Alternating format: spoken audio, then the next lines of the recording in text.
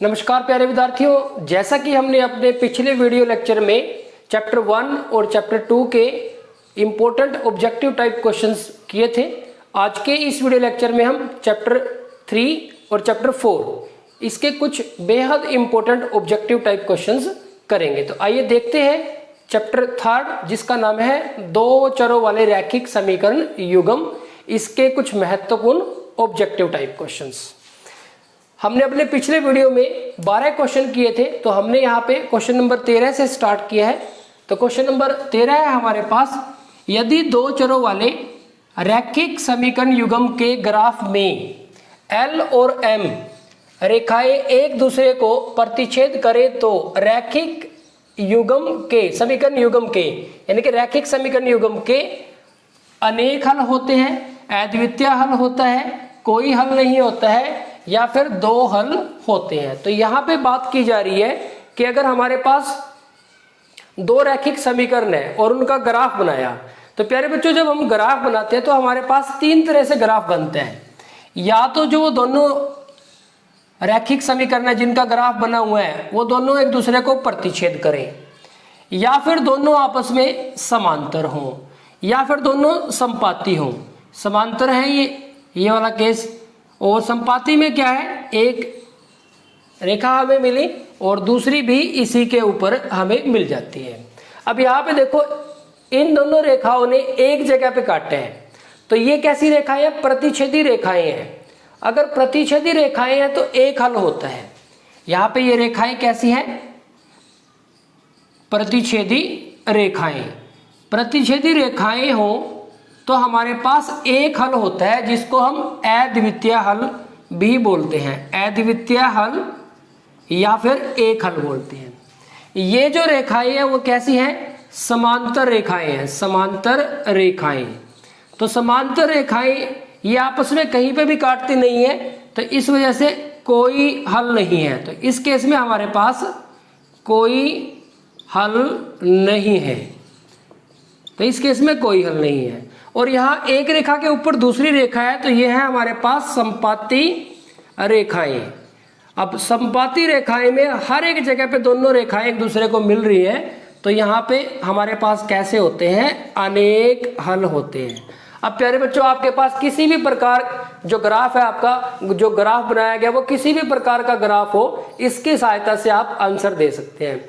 अब ये रेखाएं कैसी है, प्रतिच्छेद करती हैं एक दूसरे को, यानी कि प्रतिच्छेदी रेखाएं हैं, और प्रतिच्छेदी रेखाएं हो तो हमारे पास क्या होता है, अद्वितीय हल होता है। तो इसका जो आंसर होगा वो अद्वितीय हल होगा। तो यहाँ पे अद्वितीय हल हमारे पास बी ऑप्शन में है, तो बी इसका राइट ऑप्शन हो जाएगा। तो ये हो गया हमारे पास क्वेश्चन नंबर 13। इससे जुड़े हुए बहुत सारे क्वेश्चन आप इनकी सहायता से, तीन ही परिस्थितियां हो सकती हैं, या तो दोनों रेखाएं एक दूसरे को प्रतिच्छेद करें, दोनों समांतर हो, या फिर संपाती हो। तो इन तीनों स्थितियों के हिसाब से कई तरह से क्वेश्चन बन सकते हैं। तो सभी तरह के क्वेश्चन आप हल कर सकते हो अगर आपका ये कॉन्सेप्ट क्लियर है।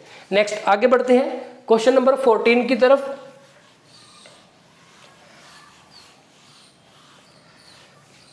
क्वेश्चन नंबर 14 में कहा गया है कि राम की आयु श्याम की आयु से 8 वर्ष अधिक है। किसकी आयु अधिक है, राम की। किससे, श्याम की आयु से 8 वर्ष अधिक है। दोनों की आयु का योगफल 28 वर्ष है, तो राम की आयु होगी। तो हमें राम की आयु बतानी है। तो प्यारे बच्चों इस तरह के क्वेश्चन को आप जो ऑप्शन दिए हुए हैं उनकी सहायता से बड़ी आसानी से कर सकते हैं। अब देखो, एक तो है राम की आयु और एक है श्याम की आयु। एक तो है राम की आयु और एक है श्याम की आयु, और इनका योग। अब दोनों की आयु का योगफल 28 है, ये बात आप ध्यान रखोगे। और क्या है, राम की आयु श्याम की आयु से 8 वर्ष अधिक है। आपको ये ध्यान रखना है कि राम की जो आयु है वो श्याम की आयु से 8 वर्ष अधिक है। और यहाँ पे पूछा गया है कि राम की आयु बताओ। अब देखो, राम की आयु अगर 18 वर्ष हुई, राम की आयु अगर 18 वर्ष हुई और राम की आयु श्याम से 8 वर्ष अधिक है, तो श्याम की आयु 10 वर्ष होगी, क्योंकि राम उससे 8 साल बड़ा है। अब दोनों को जोड़ें तो कितना आ जाएगा, 28 आ जाएगा। अब देखो यही तो कहा था कि दोनों की आयु का योगफल कितना है, 28 है, तो बिल्कुल सही बात बन गई। तो ठीक है, यानी कि राम की जो आयु है वो 18 वर्ष है। अगर शाम की निकालनी होती तो वो 10 वर्ष होती। दूसरा ऑप्शन देखते हैं, बी ऑप्शन में कहा है 10 वर्ष, क्योंकि राम की आयु पूछी है ना, तो यहाँ पे ऑप्शन में राम की आयु है। अगर राम की आयु 10 वर्ष हुई तो श्याम तो उससे 8 साल छोटा है, तो श्याम की आयु तो 2 साल ही होगी, और 10 और 2 कितने हो जाएंगे, 12। लेकिन उनकी आयु का योग तो 28 है, यानी कि ये गलत है, ये नहीं हो सकता। अगर ये 8 वर्ष हुई तो ये तो बिल्कुल ही नहीं हो सकता, ये तो 0 वर्ष का हो जाएगा हमारे पास, क्योंकि वो 8 साल बड़ा है इससे, तो इनका योग तो 8 आ जाएगा, तो ये भी नहीं हो सकता। अगर यहाँ पे हमारे पास राम की आयु 16 वर्ष हुई तो श्याम की आयु 8 साल छोटा है इससे, तो ये 8 साल का होगा। दोनों का जोड़ेंगे तो कितना आ जाएगा, 24 आ जाएगा, तो ये भी नहीं हो सकता, क्योंकि दोनों की आयु का जो योग है वो कितना है, 28 है। तो इस तरह के क्वेश्चन को आप ऑप्शन से हल कर सकते हो। तो यहाँ पे हमारे पास पहला ही ऑप्शन बिल्कुल सही है, यानी कि ए इसका राइट ऑप्शन है। नेक्स्ट अगले क्वेश्चन की तरफ बढ़ते हैं। नेक्स्ट क्वेश्चन है हमारे पास, क्वेश्चन नंबर 15 की बात करें अगर, समीकरण युग्म 5x जमा 2y बराबर है 16 और 7x माइनस 4y बराबर 2 के डैश हल होंगे, अनेक हल, कोई हल नहीं, अद्वितीय हल, 2 हल। अब प्यारे बच्चों, इसके लिए आपको जो 2 रैखिक समीकरण है हमारे पास, या रैखिक समीकरण युग्म है, जिसको हम आमतौर पे क्या लिखते हैं, a1x जमा b1y जमा c1 बराबर है 0। ये जो c1 है, या तो ये इधर है तो दोनों के दोनों एचर राशियां दोनों इधर होनी चाहिए, या फिर दोनों उधर होनी चाहिए। दूसरा हमारे पास क्या होता है, दूसरा इसी तरह से एक और मानक समीकरण ले लेते हैं, a2x b2y जमा c2 बराबर है 0। तो इनके अनुपात निकालते हैं, गुणांकों के अनुपात निकालते हैं। एक तो हमारे पास होता है कि a1 बटे में a2 बराबर नहीं है b1 बटे में b2। तो इस केस में तो हमारे पास कैसा हल होता है, अद्वितीय हल। अगर a1 बटे में a2 बराबर हो जाए b1 बटे में b2 के, और c1 बटे c2 के में भी बराबर हो जाए, तो होते हैं अनेक हल, तो होते हैं हमारे पास अनेक हल। लेकिन अगर a1 बटे में a2 बराबर है b1 बटे में b2 के, लेकिन बराबर नहीं है c1 बटे में c2 के, तो यहां पे हमारे पास कोई हल नहीं है, नहीं है। जैसे आपको जो रैखिक समीकरण युग्म है, इसका ग्राफ कैसे कैसे बन सकते हैं, 3 स्थितियां हो सकती हैं, तो वहां से हमें हल का पता चलता है। तो इसी तरह से अनुपातों के हिसाब से भी हमारे पास 3 स्थितियां बन सकती हैं। तो इन 3 स्थितियों के हिसाब से हमें हल का पता चलेगा। अब ये आपको अगर क्लियर है तो किसी भी तरह का क्वेश्चन ना जाए, आप उसको हल कर देंगे। अब हमारे पास जो रैखिक समीकरण है, एक तो है हमारे पास 5x जमा 2y बराबर है 16, और एक है 7x माइनस 4y बराबर है 2। अब आप देखो कि आपको करना क्या है, आपको बताना है कि किस तरह का हल है। तो ज्यादा समय खराब नहीं करना है, पहले के बटे में पहला 5/7, यानी कि a1 बटे में a2 मिलेगा हमें, कितना मिल गया, 5 बटे में 7। इसी तरह से b1 बटे में b2 2 बटे में -4, यहाँ पे 2 ऊपर और नीचे -4, कैंसिल करेंगे तो 2 एकम 2, 2 दूनी 4, तो -1/2। देखो ये दोनों आपस में बराबर नहीं आए, हम लिख सकते हैं कि a1 बटे में a2 बराबर नहीं है b1 बटे में b2, तो इसका मतलब क्या आ जाएगा, अद्वितीय हल। तो कैसा हल हो जाएगा, अद्वितीय हल हो जाएगा। यहाँ पे नोट करने वाली बात यह है कि अगर ये बराबर आ जाते तो हम c1 बटे में c2 निकालते, तो हम c1 बटे में c2 निकालते और फिर इनके साथ मैच करते। तो अगर a1 बटे में a2 b1 बटे b2 के बराबर आ जाए और c1 बटा c2 के भी बराबर आ जाए तो अनेक हल, और अगर c1 बटे c2 के बराबर नहीं है तो कोई हल नहीं है। तो ये आपने ध्यान रखना है। तो यहाँ पे a1 बटे में a2 बराबर नहीं आया b1 बटे b2 के, तो इसका मतलब हमारे पास कैसा हल हो गया, अद्वितीय हल हो गया। अद्वितीय हल इसका आंसर आ जाएगा। प्यारे बच्चों, जब हम यहां से देखो हमारे पास a1 की वैल्यू कितनी आ रही है, a1 की वैल्यू है 5 और a2 की वैल्यू हमने 7 ली है, b1 की वैल्यू ली है 2 और b2 की वैल्यू हमने ली है -4। अब देखो c1 और c2 की वैल्यू, या तो ये जो एचर पद है ये दोनों बराबर से इधर हो दोनों, या फिर दोनों उधर हो, ये बात आपको ध्यान रखना है। अब देखो अगर हम इसको C1 और C2 ऐसे ही मान लेते हैं तो C1 बटे में C2 16 बटे में 2 कितना आ जाएगा, 2 एकम 2, 2 8 16, 8 बटे में 1 यानी कि 8 आ जाएगा। लेकिन अगर हम इनको उधर ले जाते हैं, लेफ्ट साइड में लेके जाते हैं, तो ये माइनस का 16 हो जाएगा और ये माइनस का 2 आ जाएगा। तो -16 बटे में -2, तो यहाँ पे फिर माइनस कैंसिल होके 8 ही आ जाएगा हमारे पास। तो इस तरह से आपको ध्यान रख लेना है कि या तो बराबर से दोनों के दोनों अचर पद दोनों के दोनों राइट साइड में हो, या फिर दोनों के दोनों लेफ्ट साइड में हो। ऐसा ना हो कि एक तो लेफ्ट साइड में हो और एक राइट साइड में हो। तो ऐसी स्थिति में या तो आपको दोनों को लेफ्ट साइड में कर लेना है या फिर दोनों को राइट साइड में कर लेना है, ताकि हम जो अनुपात है वो ठीक ढंग से निकाल पाए और इन परिस्थिति के हिसाब से उनको हल कर सकें। नेक्स्ट अगले क्वेश्चन की तरफ बढ़ते हैं। नेक्स्ट है हमारे पास क्वेश्चन नंबर 16 की तरफ।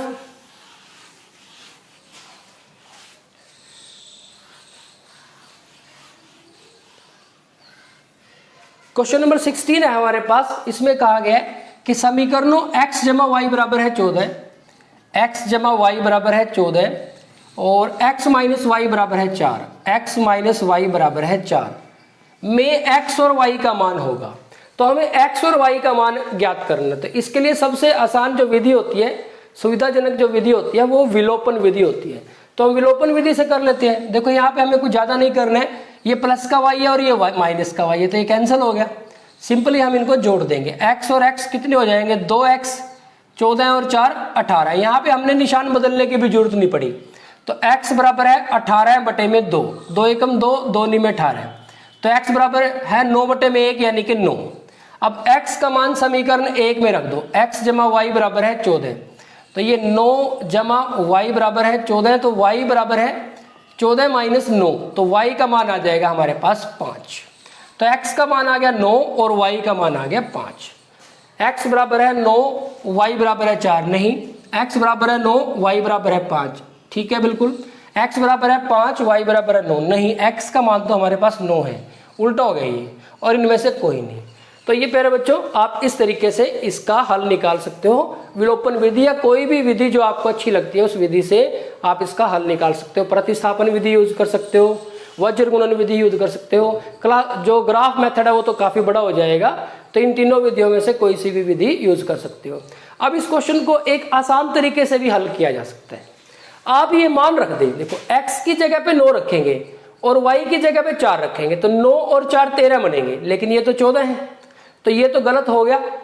अब इस पे आ जाओ, x की जगह पे 9 और y की जगह पे 5 रखो, x की जगह पे 9, 9 और 5 14, बिल्कुल सही है। इसमें रखो 9 माइनस 5 बराबर है 4, तो बिल्कुल सही है। ऐसे भी कर सकते हो, बिना इसके भी आप मान रख के भी इसका हल निकाल सकते हो। इस पे चलते हैं, x की जगह पे 5 और y की जगह पे 9, देखो 5 और 9 14, ये तो बात ठीक होगी, लेकिन यहाँ पे 5 माइनस 9 करेंगे, 5 माइनस 9 तो माइनस के 4 आएंगे, ये प्लस का 4 है, तो इस वजह से ये भी गलत हो गया। तो ये हमारा सही ऑप्शन हो जाएगा। तो ये हो गया हमारे पास क्वेश्चन नंबर 16।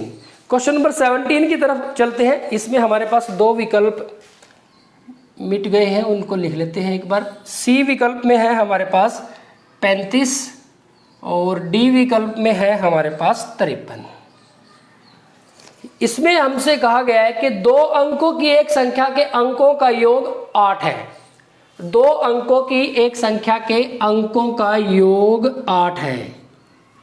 अंकों को पलटने पर प्राप्त होने वाली संख्या दी गई संख्या से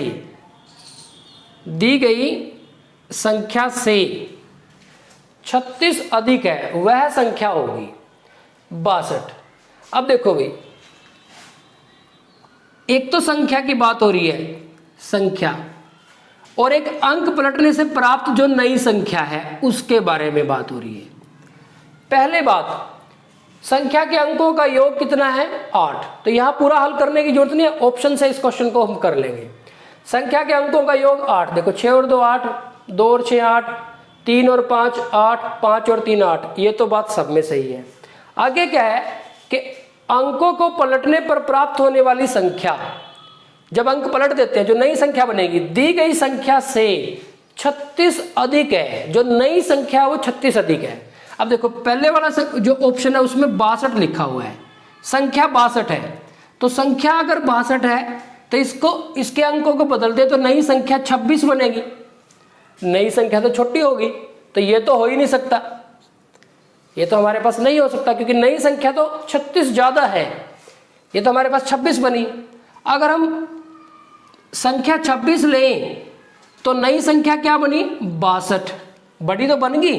अब ये चेक कर लो कि ये इससे 36 ज्यादा है कि नहीं, तो 62 में से 26 माइनस करके देख लो, तो यहां से 12 में से 6 गए 6, यहाँ 5 रह जाएंगे, 5 में से 2 3, तो बिल्कुल सही है, यानी कि ये हमारा राइट ऑप्शन है। तो 26 हमारे पास इसका राइट ऑप्शन हो गया, क्योंकि जो नई संख्या है वो इस संख्या से 36 ज्यादा है, तो यानी कि नई संख्या बड़ी है। यहाँ पे देखो नई संख्या छोटी होगी, तो ये नहीं हो सकता। अगले वाला देखो 35 है, नई संख्या कितनी बनेगी, 53, तो 53 में से अगर हम 35 माइनस करें, बड़ी तो बनी नई संख्या, लेकिन जब अब माइनस करेंगे 13 में से 5 8, यहाँ 4 रह जाएंगे, तो जो 18 बड़ी हुई, ये तो हमारे पास 18 बड़ी हुई, लेकिन बड़ी कितनी होनी चाहिए थी, 36, तो ये भी नहीं हो सकता। अब इस संख्या अगर 53 है तो नई संख्या कितनी बनी, 35, अंक बदलने से, ये तो छोटी होगी, तो ये तो वैसे भी नहीं हो सकता। तो इस तरह से आप जो क्वेश्चन नंबर 14 है और क्वेश्चन नंबर 17, क्वेश्चन नंबर 15 भी, सॉरी क्वेश्चन नंबर 16 भी, आप इनको ऑप्शन से भी हल कर सकते हो। तो प्यारे बच्चों, ये हो गए चैप्टर 3 के कुछ महत्वपूर्ण ऑब्जेक्टिव टाइप क्वेश्चन।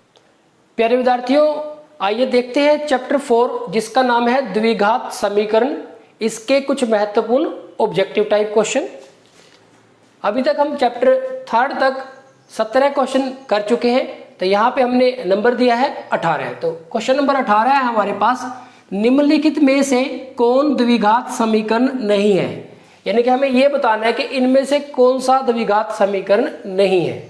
तो पहले ऑप्शन में हमारे पास x - 2 गुना में x जमा 3 जमा 1, बी में है x जमा 1 बटा x बराबर है x स्क्वायर, x 0 नहीं है, और 7x बराबर है 2x स्क्वायर, और तीसरा है हमारे पास x जमा 1 गुना में x जमा 3 बराबर है 0। तो इसमें हमें यह बताना है कि कौन सा द्विघात समीकरण नहीं है। तो प्यारे बच्चों, हमारे पास जो मानक द्विघात समीकरण होता है उसको हम लिखते हैं ax स्क्वायर जमा bx जमा c बराबर है 0। इसमें देखो a 0 नहीं होता है, अगर a 0 हो गया तो ये टर्म खत्म हो जाएगा, ये पद खत्म हो जाएगा, तो bx जमा c रह जाएगा। तो यहाँ पे फिर ये रैखिक समीकरण बन जाएगा, ये द्विघात समीकरण नहीं रहने का। द्विघात समीकरण वो होता है जिसमें जो चर होता है, यहाँ पे जैसे चर हमारे पास क्या है, x चर में द्विघात समीकरण है, तो जो चर है उसकी सबसे बड़ी शक्ति 2 होती है, इस वजह से इसको द्विघात समीकरण कहते हैं। अब आप देखेंगे कि यहाँ पे x स्क्वायर जरूर मिले और शक्ति 2 से बड़ी शक्ति ना हो। दूसरी बात, ये टर्म हो भी सकती है, नहीं भी हो सकती है x वाली, और ये टर्म अचर पद है जो, ये हो भी सकता है और नहीं भी हो सकता, लेकिन x स्क्वायर वाला जो पद है वो जरूर मिलेगा। और दूसरी बात, जो x की घात है वो ज्यादा से ज्यादा 2 होगी, 2 से ज्यादा नहीं होगी। तो 2 घात हो और वो जरूर हो, पद जरूर हो जिसमें 2 घात है, तो उसको हम द्विघात समीकरण कहेंगे। अब देखो पहला जो ऑप्शन है उसमें दे रखा है x - 2 और x जमा 3 जमा 1 बराबर है 0, तो ये 0 के बराबर भी था, तो ये हमारे पास 0 के बराबर भी है, बराबर है 0।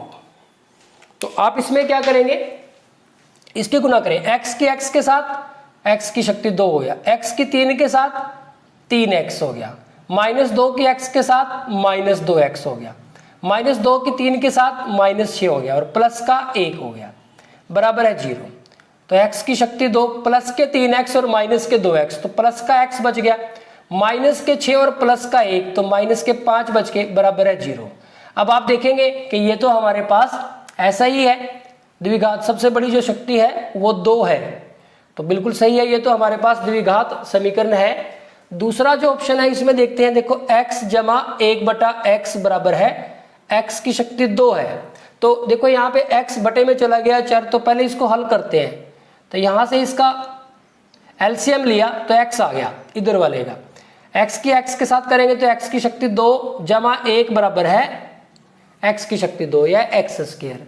अब हम इसका की आर पार गुणा कर देते हैं, x की x स्क्वायर के साथ करेंगे तो x की शक्ति 3 हो जाएगी, 1 की और इसकी करेंगे तो x की शक्ति 2 जमा 1।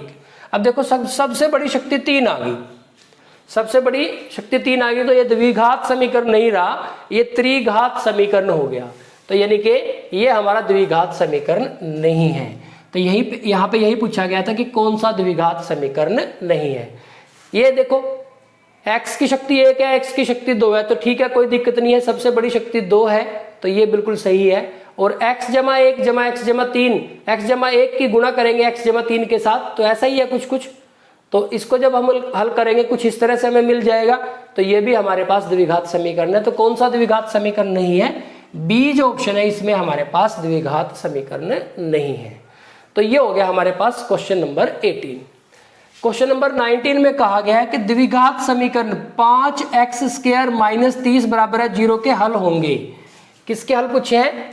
5x² - 30 बराबर है 0। ये तो बिल्कुल आसान है, देखो x की टर्म तो नहीं है, x² की टर्म है और जो अचर पद है वो है हमारे पास। तो 5x² - 30 इधर आके क्या हो जाएगा? प्लस का 30। x² बराबर है 30 बटे में 5, ये 5 बटे में आ जाएगा, 5 एकम 5, 5 6 के 30। तो x² बराबर है 6, x आ जाएगा, देखो यहाँ वर्ग हटाया तो वर्गमूल किया है, तो यहाँ पे प्लस माइनस लगा के वर्गमूल लिख देते हैं। तो प्लस माइनस वर्गमूल 6, आप चेक करें इसमें कहीं है प्लस माइनस वर्गमूल 6, देखो यहाँ पे प्लस माइनस 6 है, यहाँ पे प्लस माइनस वर्गमूल 6 है, तो प्लस माइनस वर्गमूल 6 ये हमारे पास इसका राइट ऑप्शन हो जाएगा। नेक्स्ट आगे बढ़ते हैं क्वेश्चन नंबर 20 की तरफ।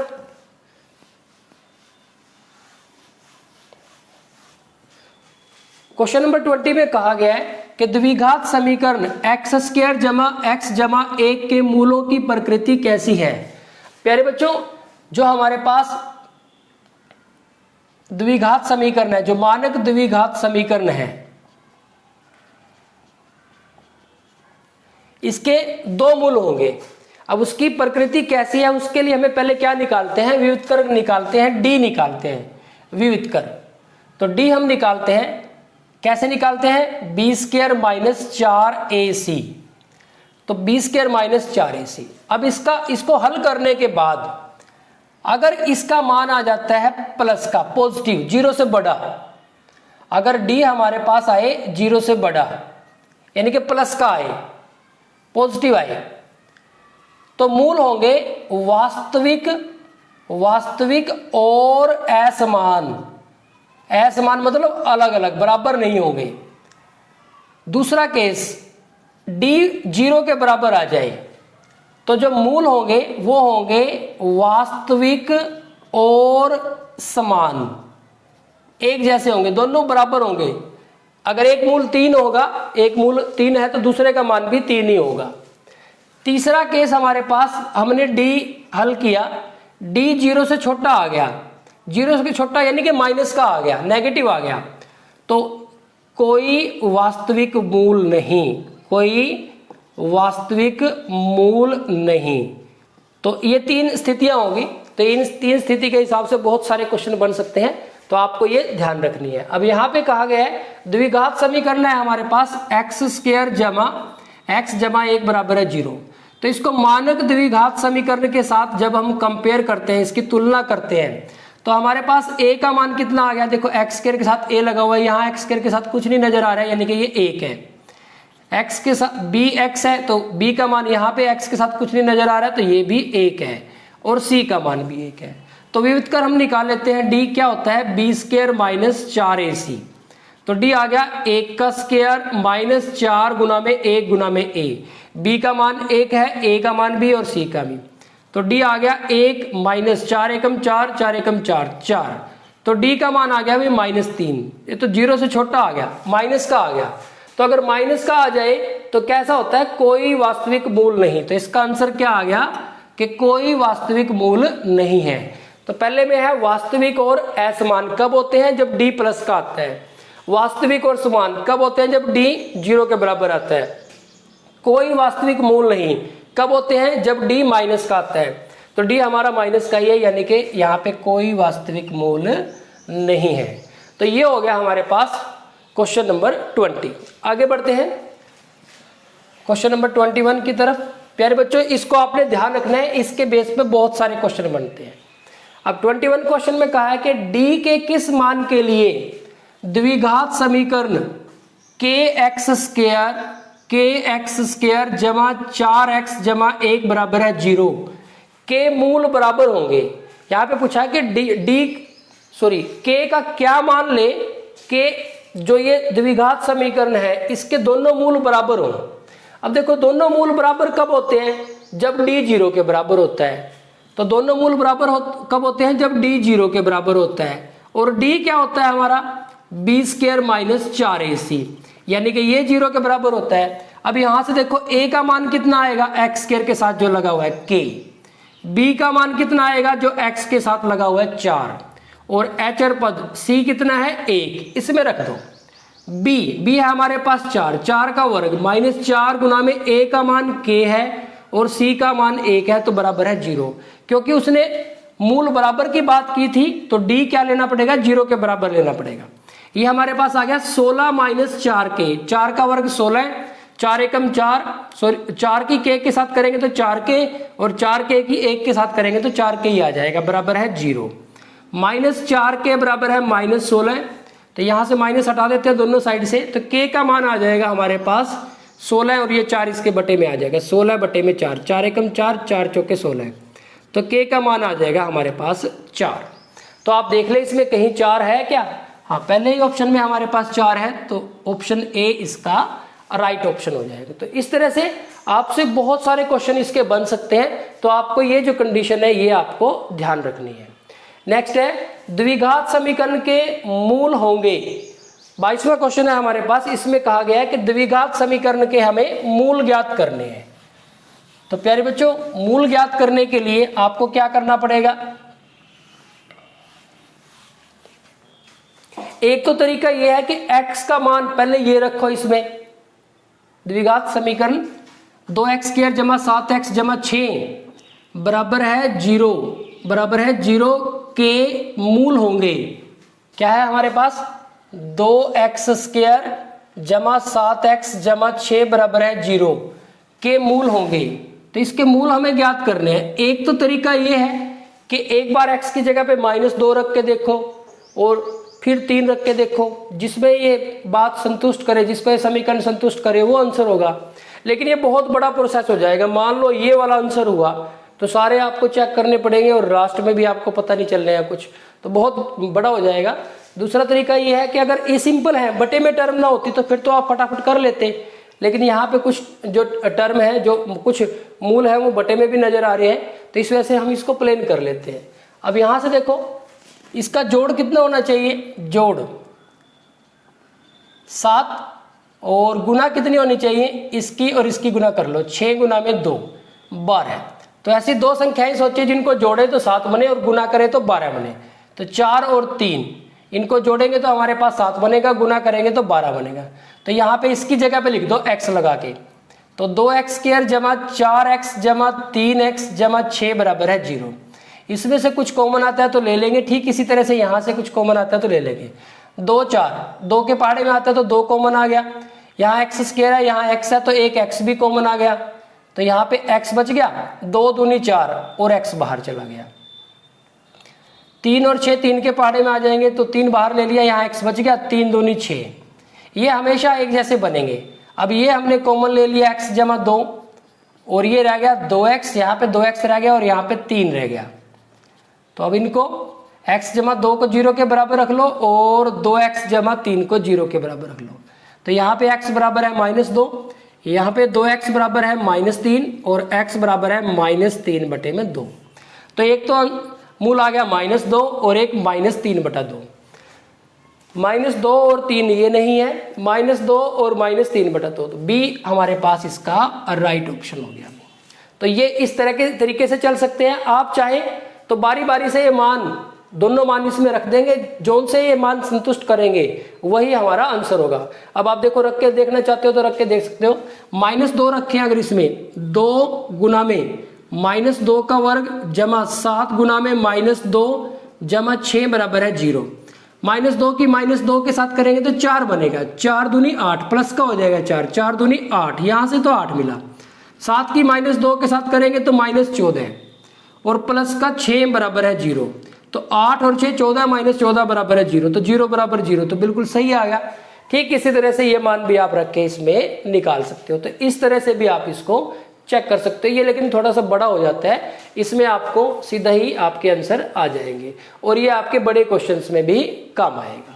तो प्यारे बच्चों, ये हो गया आपके पास चैप्टर 4 के कुछ इंपॉर्टेंट ऑब्जेक्टिव टाइप क्वेश्चन जो आपकी आने वाली परीक्षा, सभी प्रकार की जितनी भी परीक्षाएं होंगी पूरा वर्ष, उन सभी के लिए ये बेहद महत्वपूर्ण है। इसी के साथ साथ आप और जो क्वेश्चन है, इस तरह के और जो क्वेश्चन है, उनकी जो तैयारी है वो लगातार करते रहें, प्रैक्टिस करते रहें, क्योंकि जितनी ज़्यादा आप प्रैक्टिस करेंगे, जो मैथ सब्जेक्ट है उसमें आपका जो इंटरेस्ट है उतना ज़्यादा बढ़ेगा और आपके कॉन्सेप्ट भी उतने ही ज़्यादा क्लियर होंगे। Thank you very much.